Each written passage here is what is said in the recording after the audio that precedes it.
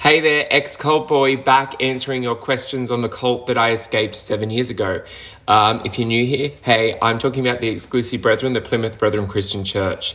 So let's get to it. What do you think will happen when the seventh leader dies? Has there been an eighth leader? There has to be an eighth leader. Sorry. I haven't had my coffee yet. Will people be angry because the world is meant to end?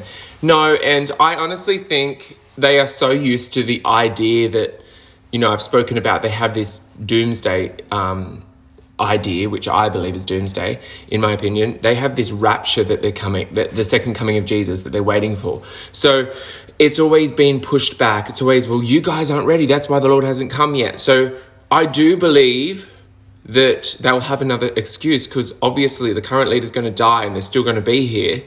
That's very obvious. That's not. So I do worry about this because I'm on two minds, okay? All my life and all I ever heard back there in the Brethren was that the seventh leader, it's a complete number, it's the last leader. It's been suggested, they were the terms that they would use, that this could be the last leader and we're all going to be raptured. So in my mind, when I draw parallels to other doomsday cults outside of the Brethren, like the Jim Jones cult or the the Waco burnings, I think of like the Jim Jones massacre. He prepped everyone and got them to this was normal everyday Americans that were ended up in a commune somewhere.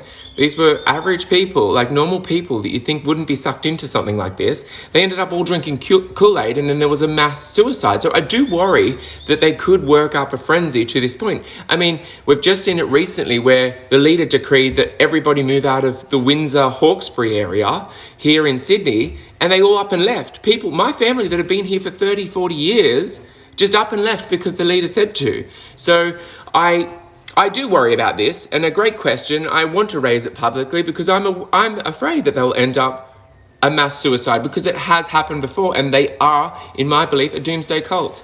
Next question.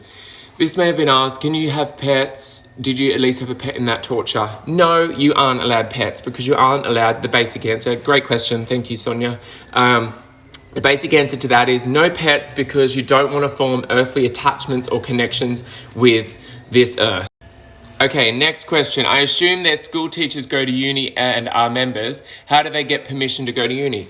No, they do not. Great question. Their school teachers, the Brethren have their own schools. The school teachers are outside members because Brethren aren't allowed to go to university because university will make you question things and then you wouldn't be stuck in that religion or cult, in my opinion.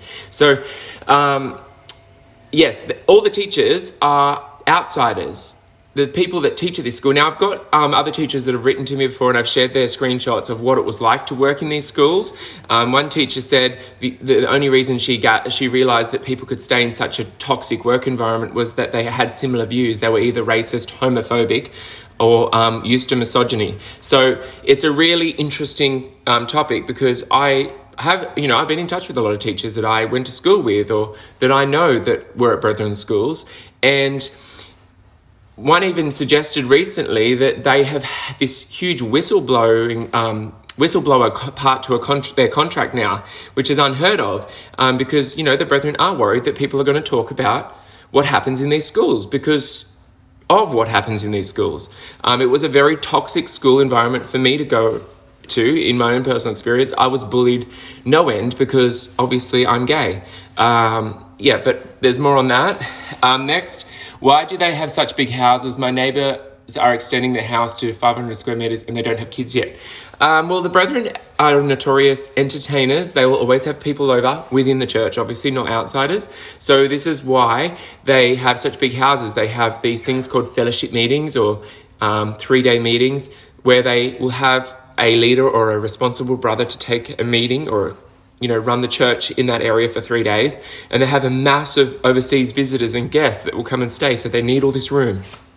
And also, it's like back in the day of kings and queens where you showed it's a statement to have a big house. It's really all they can put their effort and show into. They don't in my opinion, I think that's what they find validation through, by decorating their houses really high end or keeping up with some sort of fashion trend in terms of houses. That's why they have these over-the-top houses. They never used to, though. That's a new thing with the current leadership. Like it's been a fashion statement from them. It never used to be a thing. Like people were kicked out of the church for having, pelmets in their kitchen. That's what an ex-member has told me once. So they do they welcome newcomers, and are people pretty much born into it? They do not welcome newcomers. They are not a recruiting cult or church. Whilst they say on their website, if you fall in line with our way of teaching and can commit, you're welcome to join. But church 7 days a week, mandatory church. You have to go to these. Otherwise you're like, why aren't you showing up? Are you being disloyal? Are you not loyal to our brother? Women aren't allowed to wear pants, have to be subject to your husbands, no makeup, no earrings. Like it's so strict. No outside contact with your family if you come in. There's no radio, music, TV. Your phones and your laptops are through the Brethren business and are all controlled and restricted. So if you're up for that, it's like living in a communist country in a free democratic country. So they don't recruit, and people rarely join. I've had a few people ask about, they've got interest with somebody inside. And I've always said, just look after yourself. Do not fall in love with somebody in there, because they will never ultimately leave their family. It's too much. They have too much to lose just to gain one person. I've never heard of it. And if it has, it's extremely rare. Thank you for sharing. Random question.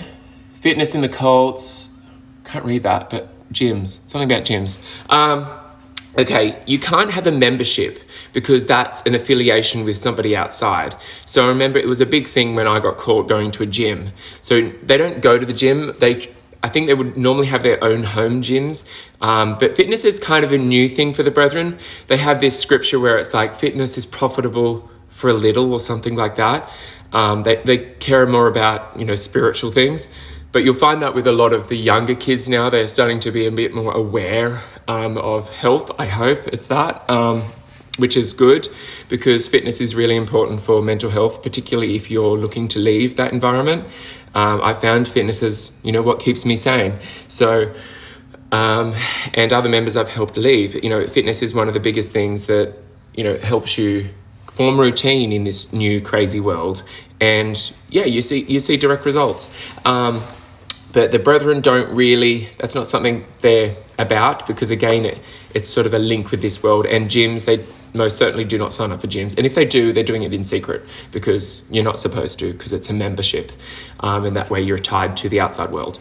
Thank you for your questions, and keep them coming.